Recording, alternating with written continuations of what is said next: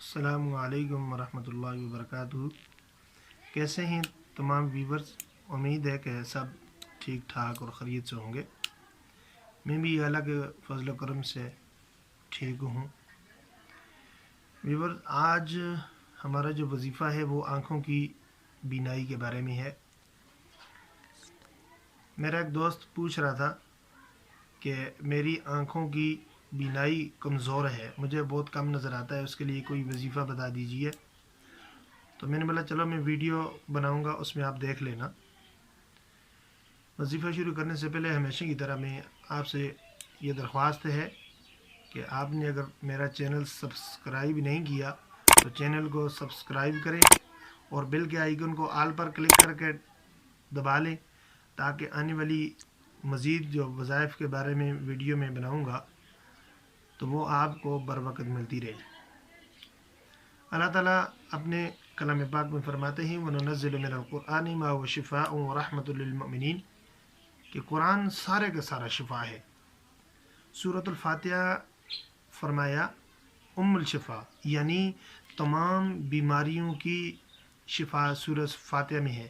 آپ کو کوئی بیماری بھی ہے سوائے موت کے، اسے پڑھ کر دم کر لیں تو اللہ تعالیٰ آپ کو شفا نصیب فرمائیں گے، اگر آپ کا عقیدہ اس پر ہے۔ قرآن مجید کے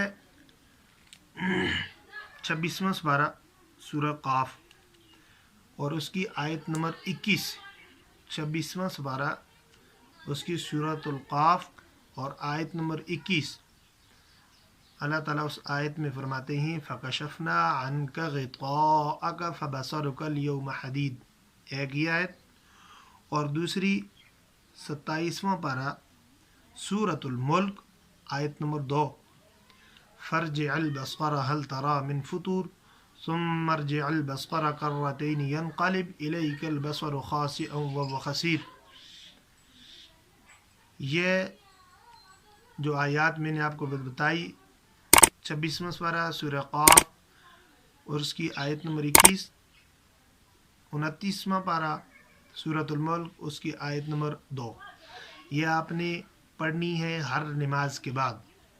جو آپ 5 وقت نماز پڑھیں گے، 5 وقت نماز پڑھنے کے بعد آپ نے یہ دونوں آیتیں پڑھنی ہیں۔ پڑھنے کے بعد آپ نے اپنی انگلیوں پر دم کرنا ہے، ایسے دم کرنے کے بعد اپنی آنکھوں پر ایسے ملنا ہے، ایسے ایک مرتبہ ایسے دم کر لیا اور ایسے مل لیا، ایسے دم کر لیا، ایسے مل لیا۔